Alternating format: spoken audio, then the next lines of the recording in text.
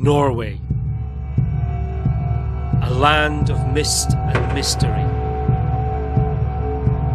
a land of footprints in history, a land of Vikings.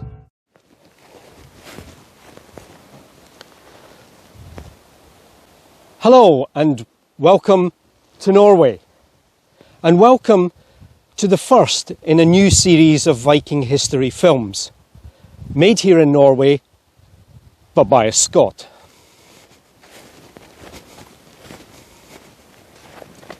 My name is Mal, short for Malcolm, that great name of Scottish kings, but maybe more of that in a later episode. I live and work here in West Norway and have for a number of years been a Viking reenactor and guide.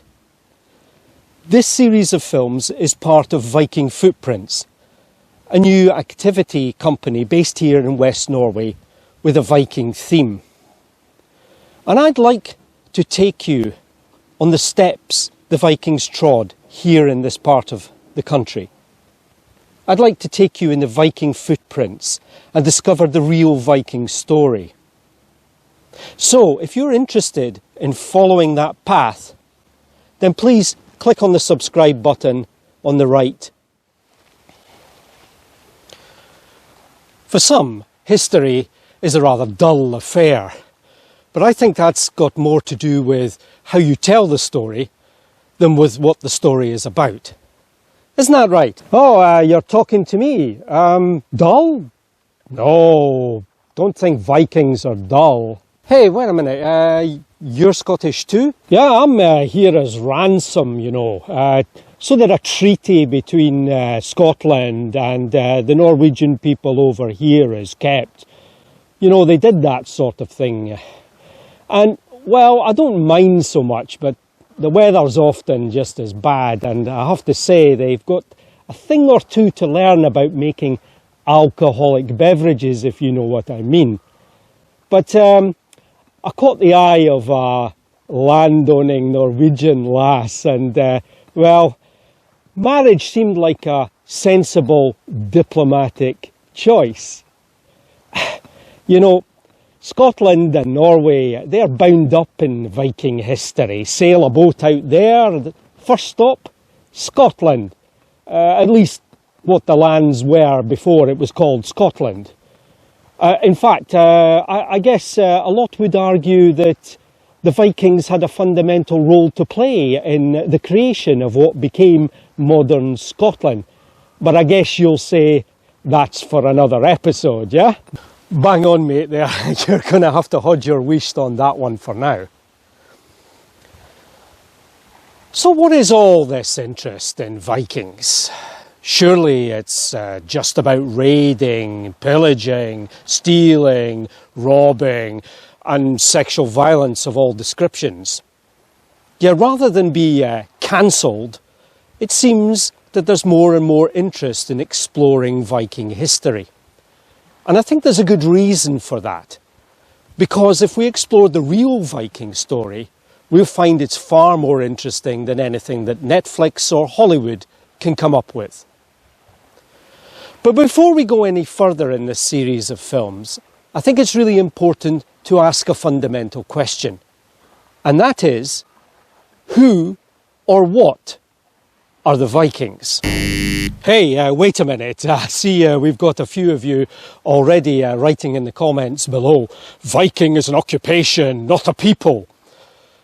Well, perhaps we should ask our friend that question. Are you a Viking? What? Oh, are you talking to me? No. I'm not a Viking. But they do seem to do that a lot here in the summer. Pretty profitable activity by all accounts. Well, you know, if the English decide that it's a good idea to put their monks in an unguarded monastery with lots of gold and silver right next to the coast, well, what do you expect? And that's probably the reaction you'd get from someone in Scandinavia in around the 9th century to the word Viking, or maybe rather in Old Norse, Vikinger. Most Scandinavians would not recognise themselves as being Viking, as a way of describing them collectively. We really don't have any evidence of that, and more likely, it seems, they were broadly described along the lines of where they came from.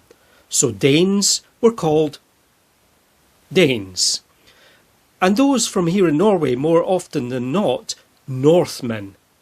Indeed, even today in Norway, the collective term for those who are from the country of Norway is Normen. To be honest, the experts aren't in any agreement about the origins of the word. Viking could be someone who came from the rich and royally connected area of Viken in southern Norway. Or it could be connected to the word vik, meaning a bay or inlet by the water. Another explanation is that the word may have its origins in a similar Old Norse word meaning to change rowers in a boat or ship. Thus a Vikinger was someone who participated in a long voyage where rowers needed to be changed or substituted during the journey. But now I'm wondering what's the view of our so-called pre-Scottish Scotsman, non-Viking from the Viking Age? Well, I'm no expert on these things, but I have to say, I think you should take a look at the place names around here. So we've come about 1.5 kilometres from where Viking Footprints is based. This is Hullestad in West Norway, and if we take a quick swing round and have a look at what the next village along the road is called, we find that it is Lervik. And it's not too far before we find another. So I've now come just 100 or so metres up the road to the next road sign. And here you can see signposted Lavik and Rushedalsvika. So I think you get the picture. Indeed, if you look around the coast of Norway, you will find an almost countless variation of place names with the word vik, meaning bay or inlet. And pop over to the British Isles, and anywhere along the coast with the word wick on the end is likely derived from the Norse vik. So why am I pointing this out as being particularly important? Well, that's obvious enough, isn't it? It's all about boats. I mean, if you have a boat, you need somewhere to pull it up easily. And you can do that in a nice bay, a vik. And he's right, you know. And we have direct archaeological evidence for the use of bays as places where Viking Age boats and ships could be found. In fact, 2 or 3 kilometres in the other direction from our road signs is another place name with Vik in it. And this one is special. This is Otringsvika. What went on here during the Viking Age was remarkable. Here, ships loaded up, not with warriors, but with cargo. Cargo for international trade, kvernstein or millstone, for grinding grain into flour. Hullestad here produced thousands of them. But yes, you've guessed it, that's for another episode. Whatever your view is on the origins of the word, over time the word Viking has come to describe an important and vital period of Scandinavian history, from around 800 to 1100 in the Common Era. Oh no, I see you're writing in the comments section again. All dates in this video are approximate. Whether you use the word Viking to describe a time period, a people, or something you did, there's no doubt that the Viking Age holds a fascination for us. What was it like to live and survive, explore and die in those times? This is the first in a series of videos in which I will try to find out. Hey, there's only one thing worth finding out. Where's the beer? Skål!